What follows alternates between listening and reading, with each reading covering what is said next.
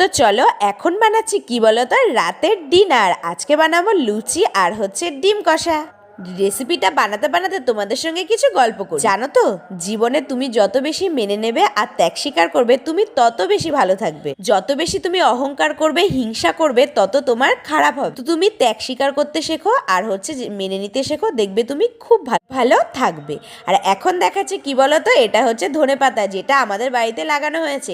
সেখান থেকে ধনেপাতা তুলে এনে আমি আজকে ডিম কষাতে দেবো। এটা কিন্তু আমি রাতের বেলা তুলে আনিনি, আমি বিকেল বেলায় তুলে রেখেছিলাম। দেখো কতটা সুন্দর লাগছে। জীবনে আমি অনেক কিছু মেনে নিয়েছি, এখনো মেনে নিচ্ছি, এই জন্য আমি এতটা ভালো রয়েছি। তোমরাও সব কিছু মেনে নেবে, ত্যাগ স্বীকার করবে, সত্যিই তোমরা খুব ভালো থাকবে। সবাই খুব ভালো থাকো, সেটাই আমি চাই। আমিও যেন খুব ভালো থাকি আমার সংসারে।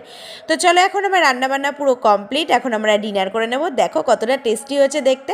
আর এটা যদি তোমরা খেতে চাও তাহলে আমার বাড়ি চলে আসো, তোমাদেরকে রান্না করে খাওয়াবো। আবার দেখা হবে নিউ